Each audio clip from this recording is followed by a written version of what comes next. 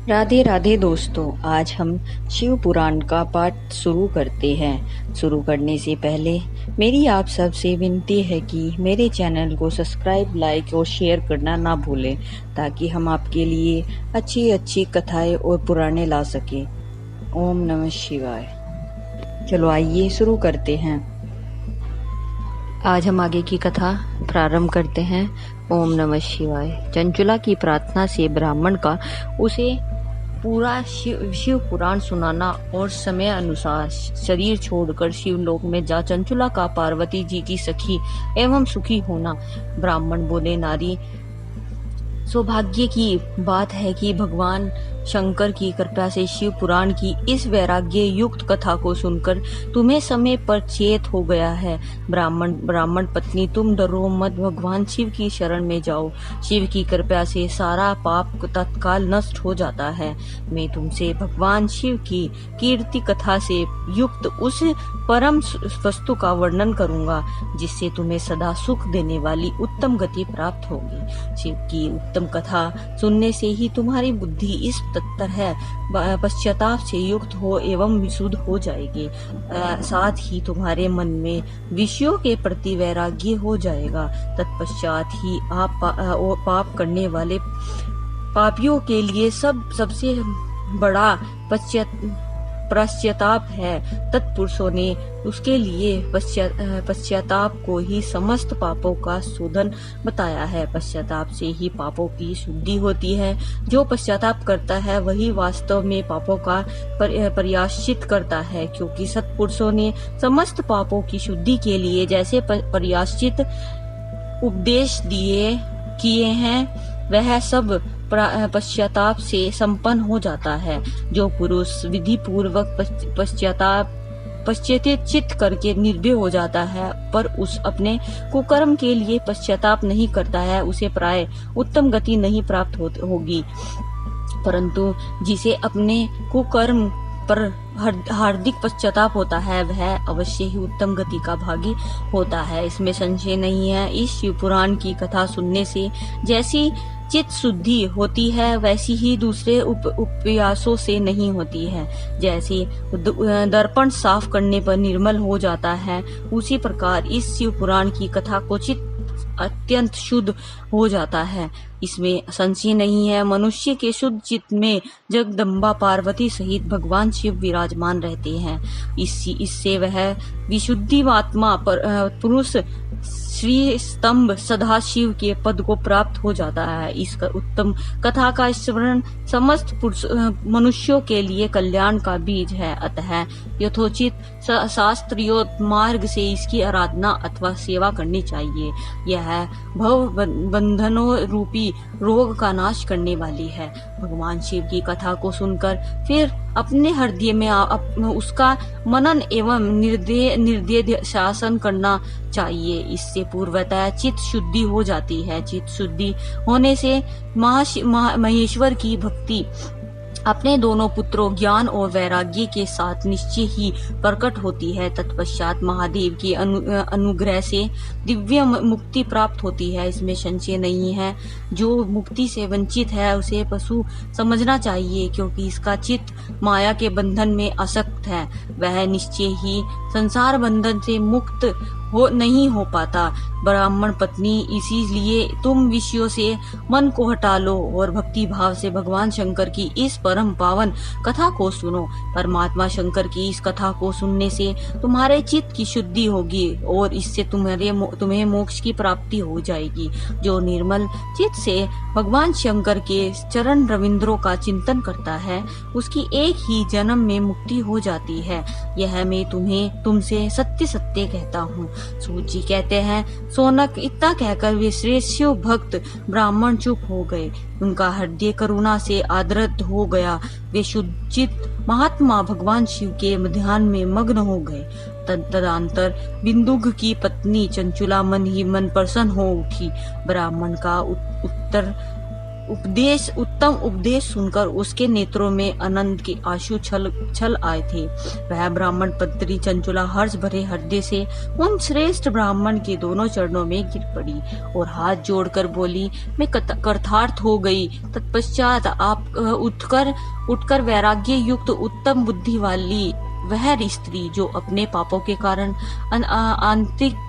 अंतिकी की थी, उन महान शिव भक्त ब्राह्मण से हाथ जोड़कर गदगद वाणी में बोली। चंचुला ने कहा, ब्राह्मण शिव भक्तों में श्रेष्ठ स्वामीन, आप धन्य हैं, परमार्थदर्शी हैं और सदा परोपकार में लगे रहते हैं, इसीलिए श्रेष्ठ साधु पुरुषों में प्रशंसा के योग्य हैं। साधु में नरक के समुद्र में गिरी रही हुई हूँ, आप मेरा उद्धार कीजिए।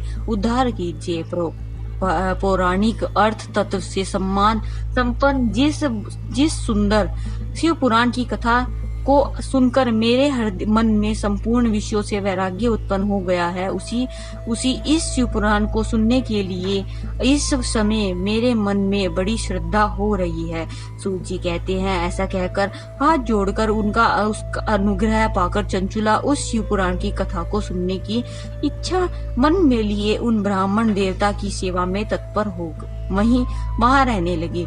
तदंतर शिव भक्तों में श्रेष्ठ और शुद्ध बुद्धि वाले उन ब्राह्मण देव ने उसी स्थान पर उस स्त्री को शिव पुराण की उत्तम कथा सुनाई। इस प्रकार उस गोकर्ण नामक महाक्षेत्र में उन्हें श्रेष्ठ ब्राह्मण से उसने शिव पुराण की वह परम उत्तम कथा सुनी, जो भक्ति, ज्ञान और वैराग्य को बढ़ाने वाली तथा मुक्ति देने वाली है। उस परम उत्तम कथा को सुनकर वह ब्राह्मण पत्नी अत्यंत कृतार्थ हो गई। उसका चित्त शीघ्र ही शुद्ध हो गया। फिर भगवान शिव के अनुग्रह से उसके हृदय में शिव के सगुण रूप का चिंतन होने लगा। इस प्रकार उसने भगवान शिव में लगी रहने वाली उत्तम बुद्धि पाकर शिव के सच्चिदानंद में स्वरूप का वर्णन बारंबार चिंतन आरंभ कर दिया। तत्पश्चात समय के पूर्व होने पर भक्ति, ज्ञान और वैराग्य से युक्त हुई चंचुला ने अपने शरीर को बिना किसी कष्ट के त्याग दिया।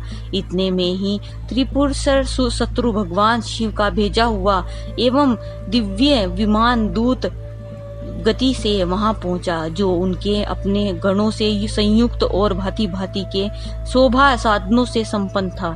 चंचुला उस विमान पर आरूढ़ हुई और भगवान शिव के श्रेष्ठ पार्षदों ने उसे तत्काल शिवपुरी में पहुंचा दिया। उसके सारे मल धुल गए थे। वह दिव्य रूप धारणी दिव्यांगना हो गई थी। उसके दिव्य अवयव की उसकी शोभा बढ़ाते थे। मस्तक पर अर्धचंद्रमा मुकुट धारण किए वह गौरांगी देवी शोभाशाली दिव्य आभूषणों से विभूषित थी। शिवपुरी में पहुंचकर उसने सनातन देवता त्रिनेत्रधारी महादेव जी को देखा। सभी मुख्य देवता उनकी सेवा में खड़े थे। गणेश जी, भृंगी, नंदीश्वर और वीरभद्रेश्वर आदि उनकी सेवा में उत्तम भक्ति भाव से उपस्थित थे। उनकी अंग कांति करोड़ों सूर्य के समान प्रकाशित हो रही थी। कंठ में नील चिन्ह शोभा पाता था। 5 मुख और प्रत्येक मुख में 3-3 नेत्र थे।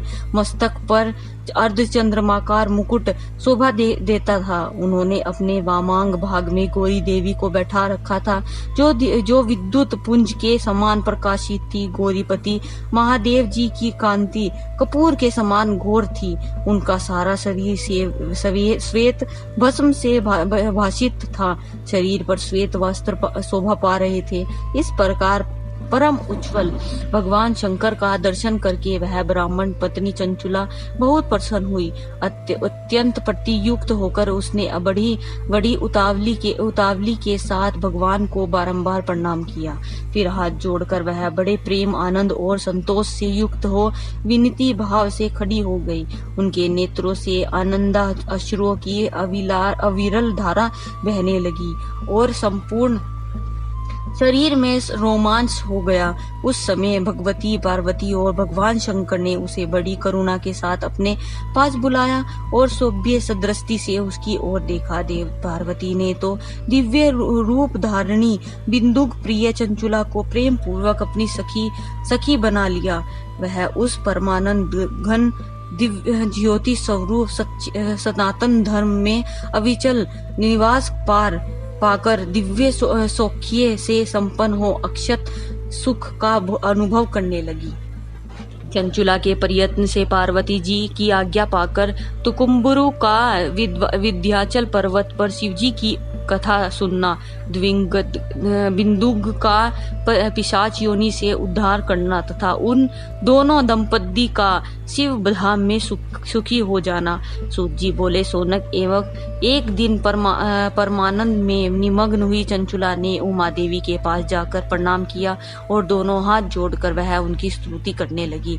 चंचुला बोली, गिरिराज नंदिनी स्कंद माता उमे, मनुष्य ने सदा आपका सेवन किया है। समस्त सुखों को देने वाली सौभ्य प्रिय आप ब्रह्म रूपणी है। विष्णु और ब्रह्मा आदि देवताओं द्वारा सेव्य है। आप ही सगुणों गुणा तथा निर्गुणा है तथा आप ही सूक्ष्म सच्चिदानंद रूपणी आधा प्रकृति है। आप ही संसार की सृष्टि का पालक और संहार करने वाली हैं। तीनों गुणों का आश्रय भी आप ही हैं।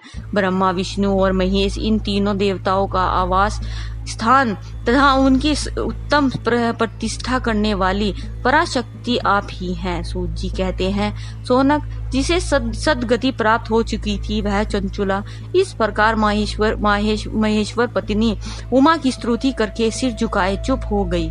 उनके नेत्रों में प्रेम के आंसू उमड़ आए थे। तब करुणा से भरी हुई शंकर प्रिया भक्तवत्सल्या पार्वती देवी ने चंचुला को संबोधित करके बड़े प्रेम से इस प्रकार कहा। पार्वती बोली, सखी चंचुले सुंदरी, मैं तुम्हारी की हुई इस स्तुति से बहुत प्रसन्न हूँ। बोलो, क्या वर मांगती हो? तुम्हारे लिए मुझे कुछ भी अदेय नहीं है। चंचुला बोली, निष्पाप गिरिराज कुमारी, मेरे पति बिंदु इस समय कहाँ है? उनकी कैसी गति हुई है यह मैं नहीं जानती। कल्याण में दीन वत्सल्य में अपने उन पति देव से जिस प्रकार संयुक्त हो सकूं वैसा ही उपाय कीजिए। माहेश्वरी महादेवी, मेरे पति इस सुदूर जातीय वेश्या के प्रति आसक्त थे और पाप में ही डूबे रहते थे। उनकी मृत्यु मुझसे पहले ही हो गई थी। न जाने वे किस गति को प्राप्त हुए। गिरिजा बोली, बेटी, तुम्हारा बिंदु नाम वाला पति बड़ा पापी था। उसका अंतःकरण बड़ा ही दूषित था। वेश्या का उपभोग करने वाला वह महामूढ़ में मरने के बाद नरक में पड़ा अगणित वर्षों तक नरक में नाना प्रकार के दुख भोग कर वह पापात्मा अपने शेष पाप को भोगने के लिए विंध्याचल पर्वत पर पिशाच हुआ है। इस समय वह पिशाच अवस्था में ही है और नाना प्रकार के कलेश उठा रहा है। वह दुष्ट वही वायु पीकर रहता है, सदा सब प्रकार के कष्ट सहता है। सूत जी कहते हैं, सोनक, गौरी देवी की यह बात सुनकर उत्तम व्रत का पालन करने वाली चंचुला उस समय पति के महान दुख से दुखी हो गई। फिर मन को स्थिर करके उस ब्राह्मण पत्नी ने व्यथित हृदय से माहेश्वरी को प्रणाम करके पुनः पूछा। चंचुला बोली, माहेश्वरी महादेवी, मुझ पर कृपा कीजिए और दूषित कर्म करने वाले मेरे उस दुष्ट पति का अब उद्धार कर दीजिए। देवी, कुशक्ति बुद्धि वाले मेरे उस पाप आत्मा पति को किस उपाय से उत्तम गति प्राप्त हो सकती है और यह शीघ्र बताइए। आपको नमस्कार है। पार्वती ने कहा, तुम्हारा पति यदि शिव पुराण की पुराणीय उत्तम कथा सुने तो सारी दुर्गति को पार करके वह उत्तम गति का भागी हो सकता है। और अमृत के समान मधुर अक्षतों से युक्त गौरी देवी का यह वचन आदर पूर्वक सुनकर चंचुला हाथ जोड़कर मस्तक झुकाकर उन्हें बारंबार प्रणाम किया और और अपने पति के समस्त पापों की शुद्धि तथा उत्तम गति की प्राप्ति के लिए पार्वती देवी से यह प्रार्थना की कि मेरे पति को शिव पुराण सुनने की व्यवस्था होनी चाहिए। उस ब्राह्मण पत्नी के बारंबार प्रार्थना करने पर शिव प्रिया गौरा देवी को बड़ी प्यारे दया आई। उन भक्त वत्सल्या महादेवी गिरिजा कुमारी ने भगवान शिव की उत्तम कीर्ति का गान करने वाले गंधर्व राज कुतुम्बरू को बुलाकर उन्हें प्रसन्नता पूर्वक इस प्रकार कहा, कुतुम्बरो, तुम्हारी भगवान शिव में प्रीति है। तुम मेरे मन की बातों को जानकर मेरे अभीष्ट कार्यों को सिद्ध करने वाले हो, इसलिए मैं तुमसे एक बात कहती हूँ, तुम्हारा कल्याण हो। तुम मेरी इस सखी के साथ शीघ्र ही विंध्याचल पर्वत पर जाओ, जहाँ एक महाघोर और भयंकर पिशाच रहता है। उसका वृतांत तुम्हें आरंभ से ही सुनो। मैं तुमसे प्रसन्नता पूर्वक सब कुछ बताती हूँ। पूर्व काल जन्म में वह पिशाच बिंदुक नाम का ब्राह्मण था। मेरी इस सखी चंचुला का पति था, परंतु वह दुष्ट वैराग्यगामी हो गया। स्नान संध्या आदि नित्य कर्म छोड़कर उसकी अपवित्र होने लगा। क्रोध के कारण उनकी बुद्धि पर मूढ़ता छा गई थी। वह कर्तव्यकर्ता का विवेक नहीं कर पाता था।